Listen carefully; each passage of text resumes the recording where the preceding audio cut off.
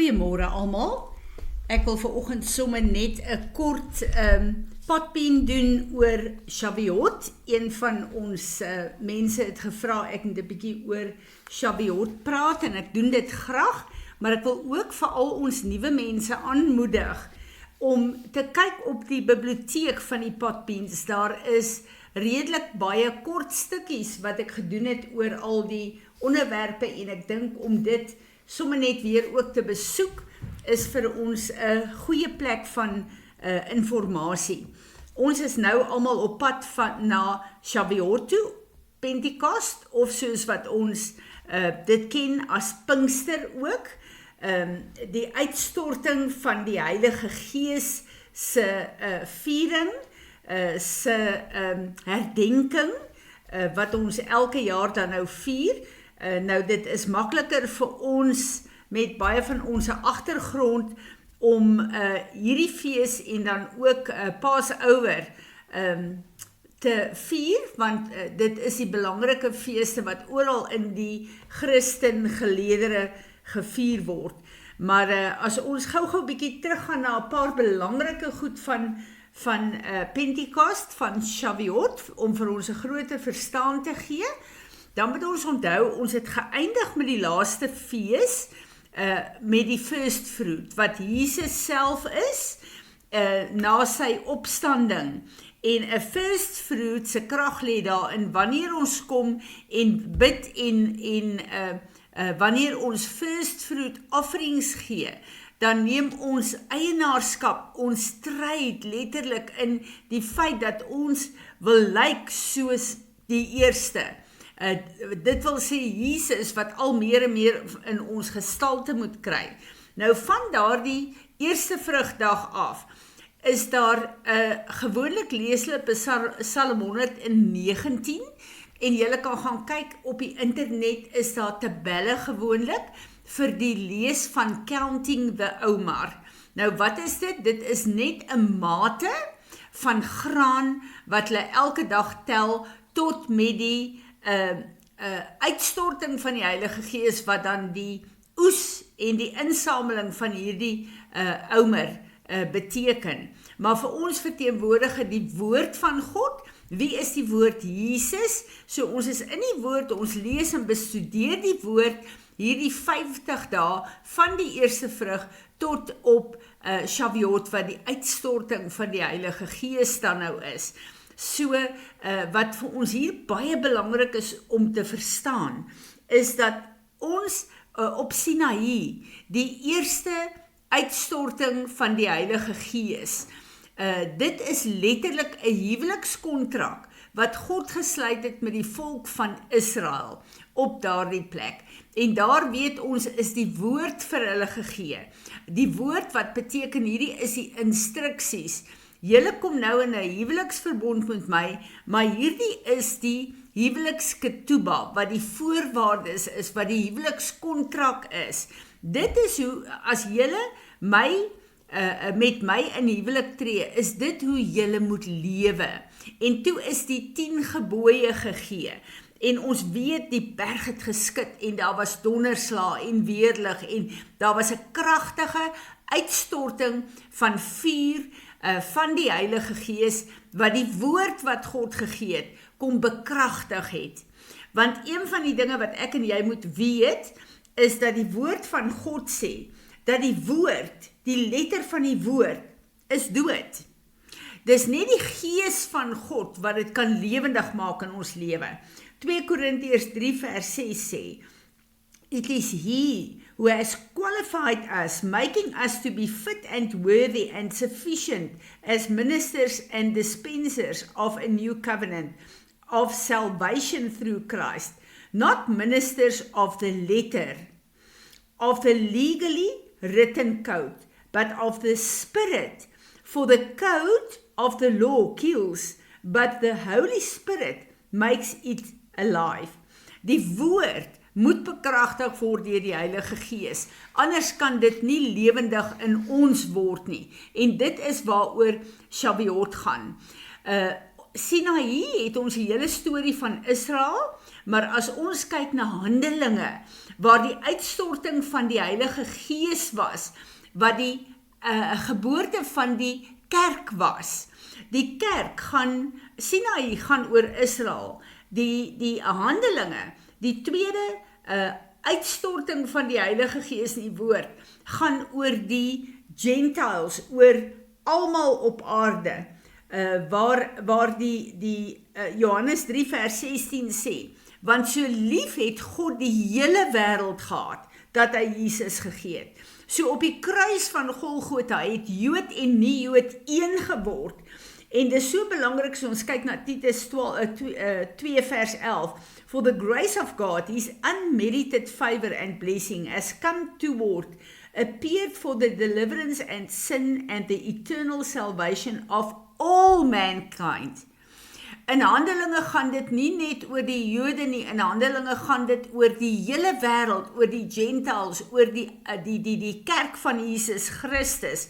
En daarom is hierdie Pinkster, hierdie Shavuot wat ons vier, is so belangrik. Maar as ons kyk na die Ou Testament, waar God dit ingestel het, onthou die Nuwe Testament, die Ou Testament is baie keer 'n skaduwee van die realiteit wat tot in alle ewigheid gevestig word. Hier staan in Levitikus 23 vers 21, waar hulle praat oor hierdie fees. You shall make a proclamation the same day, summoning a holy assembly. You shall do no civil work that day. It shall be a statute forever in all your dwelling throughout your generations. So die woord wat daar gesê het, ons is 'n generation, al die generations op aarde, tot in alle ewigheid, ons gaan dit vier, as 'n fees van God, en 'n plek waar hy vir ons 'n uitnodiging gee, en sê, kom, laat ons dit vier. Nou as ek en jy nie hierdie uitnodiging, volgens Genesis 1 vers 14, the appointed feast time, as ek en jy nie opdaag nie, dan kan God nie in hierdie jaar doen, wat hy in hierdie jaar, in ons lewe gedoen wil hê nie. En as ons net kyk na wat Dawid, hoe belangrik was God se woord vir Dawid gewees. Dawid het daar gesê in Psalm 19 vers 7 tot 11, the law of the Lord is perfect, restoring the whole person. Hierdie is so kragtig julle, die woord van God herstel ons, gees, siel en liggaam, om die persoon te wees wat God ons geskaap het. The testimony of the Lord is sure, making wise the simple. The precepts of the Lord are right, rejoicing the heart. The commandment of the Lord is pure and bright, enlightening the eyes. The reverent fear of the Lord is clean, enduring forever. The ordinances of the Lord are true, and the righteous altogether. More to be desired are they than gold, even that much fine gold. They are sweeter also than honey, and drippings from the honeycomb. Moreover, by them is your servant warned, reminded, illuminated, and instructed, and in keeping them there is great reward. As ons kyk na wat Dawid sê, hoe hy God se woord geag het, wat 'n plek God se woord in sy hart en in sy lewe gehad het, dan besef ons die woord van God is so belangrik vir ons.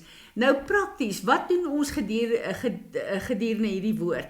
Ons moet weet dat die woord wat God vir ons gegee het, is die letter, maar die Heilige Gees is die vuur wat dit lewendig maak. So in hierdie jaar is daar 'n mate van die woord wat God wil letterlik kragtig lewendig maak in ons lewe. Daar is 'n nuwe kapasiteit wat God vir ons wil gee, 'n nuwe bekragtiging deur sy Gees wat ons so nodig het in hierdie tyd. En daarom moet ons met 'n verwagting en 'n afwagting moet ons kyk na die uitspeel van hierdie fees wat ons gaan vier. Nou hierdie jaar is dit van die 1 Junie tot die 3 Junie, het begin die 31ste 6:00 die aand, is die Hebreë kalender se uitstorting van die Heilige Gees. Ek dink in die Gregorian kalender vier almal dit op die 8ste Junie, maar ons doen dit op God se kalender, want dit is God se fees. Daarom is dit vir ons belangrik om hom in hierdie tyd dan te ontmoet.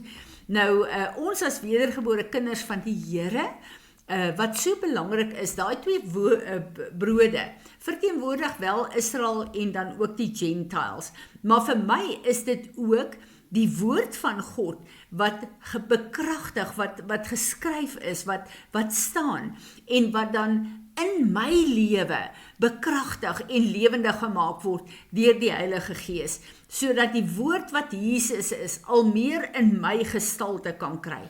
En hierdie is vir my so belangrike tyd waar ek opnuut weer, ons is die bruid van Jesus, waar ons kom en sê, Here, ons sê ja vir u woord. Nou in Israel en ook in die eerste kerk van Handelinge het hulle die 10 gebooie, soos ons dit ken, gelees, want dit is die oorspronklike huwelikskontrak, en letterlik ja gesê op al die opdragte van God se woord. Ja gesê, dit is hoe ons sal lewe. Ons sal toelaat dat die woord in ons gestalte kry. Ons sal toelaat dat die woord ons standaard is, dat die woord ons fondasie is, en dat wat ek en jy voor staan op aarde, die woord van ons God is, wat nie geskit kan word nie, wat nie kan verander nie, maar ook dat die woord al meer en meer gestalte sal kry, in my en jou lewe, in dit wat ons doen, wat ons sê en wat ons besluit. So dis baie belangrik om dit te doen en dit 'n tyd te maak van regtig worship en aanbidding voor die Here, en dan natuurlik vier ons dit met die spesiale maaltyd wat Jesus gesê het. Julle vier dit op aarde. Julle kan dit daagliks vier.